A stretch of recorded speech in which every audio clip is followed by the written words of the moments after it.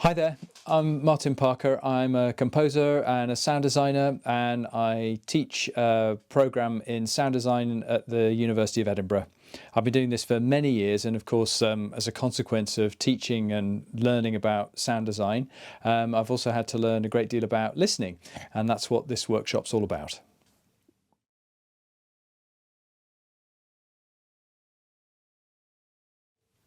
Journaling and listening for me go hand in hand. They're sort of part of the same thing.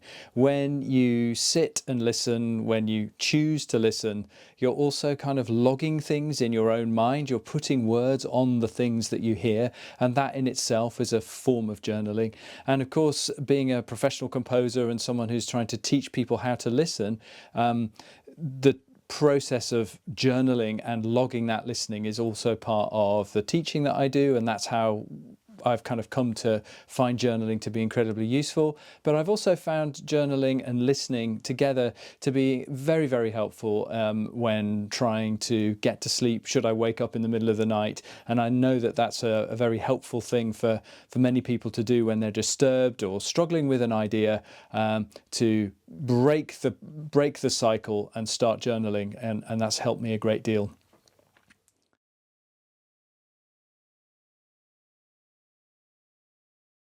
Journaling happens for me several times and in several places. The journaling as listening happens for me in several places.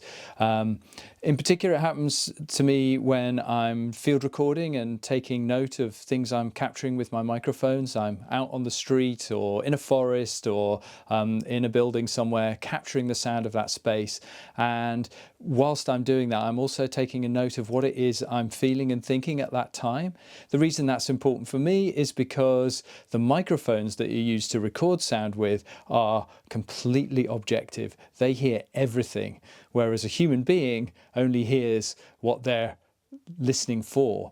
And it's a really important part of the field recording process to capture what it felt like to be there, so that when you get back into the studio, you've got this reference point to read from and try and make your recordings feel the way it felt like whilst you were there in the space. So there's a very professional concern for me for journaling there, but I also find it very therapeutic to listen and journal, and it really helps me to get out of spirals of thinking that isn't helpful, and as I said before, very useful if you're trying to get back to sleep or recovering from waking up from a bad dream.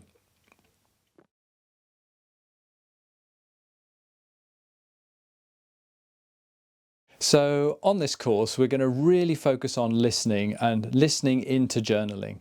And there's several techniques that we'll explore together that will help you do this. We're going to really focus on ways of listening. In particular, three fairly standard ways in the field of listening. One called semantic listening, one called causal listening, and one called reduced listening. Just to briefly explain, semantic listening is all about the kind of content of the sound that you're listening to. What is being said? What is being done? What's happening there? And that's quite a useful thing to just unpick and write lists of what is actually going on. What's the sort of meaning of those things? Causal listening is slightly different. It's accounting for the things that you're hearing. So when you're listening to birds tweeting, are they hungry? Are they nervous? Are they frightened? When you hear the phone ring, who is on the other end of the line? There's a sort of sound and a cause, and so that's another way of interrogating soundtracks. And finally, perhaps the most complex but also the most enriching and closest to journaling is reduced listening, where you're trying to take away any meaning and try to take away any content and listen to the kind of energy that's swirling around inside the sound that you're listening to.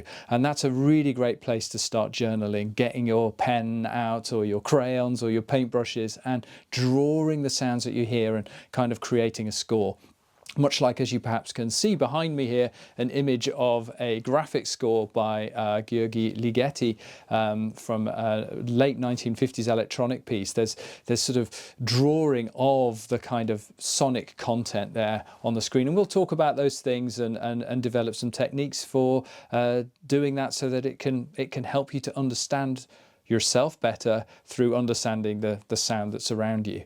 I'd also like to perhaps draw attention to Pauline Oliveros, who talks about a concept called deep listening, which is part of this therapeutic approach to understanding the soundscape and the world around you.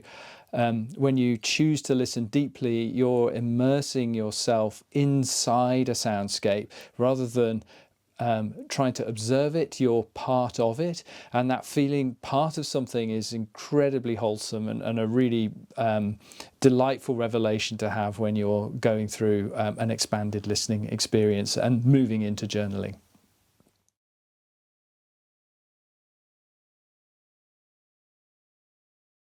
It's great always to have a notebook with you when you're thinking about kind of doing some journaling, because it's a great place to record things and to be present. But I always think you don't need anything when you're trying to do listening into journaling. You just need your ears and to give yourself a moment to actually sit and listen. It's very easy to hear things, but it's much more applied to sit and listen. So I would suggest that some of the first techniques you might use to try and do that is to find a bench anywhere, on the street, in a park, sit down and just give yourself 5 minutes to try and listen. Now, believe me, it will not be easy at the beginning, and it's part of a kind of meditative process where you try to concentrate on the things you're hearing around you. But if you're able to persist in doing this a few times, just enjoying the sound and the spirit of the world around you, you're almost certain to feel a sense of calm and a sense of presence, which is really difficult to achieve if you're looking at your mobile phone or even trying to write something down. So I think the first thing to try and do is to listen without anything and see where that takes you. And this workshop will help you from there and move towards these other techniques which involve drawing and notating and scoring the sounds around you. And it should be tremendous fun as well as really rewarding. Well, thank you for listening to me, and thank you for making your first effort going out and listening to the soundscape of the world around you. I would also perhaps like to say that you don't just have to listen to the world around you like this, you can also listen to music in this way, and I really hope that through an expanded sense of listening to the world, you'll also develop new ways of hearing the music that you like, and perhaps discover some new music through some of the links I'll give you in the workshop.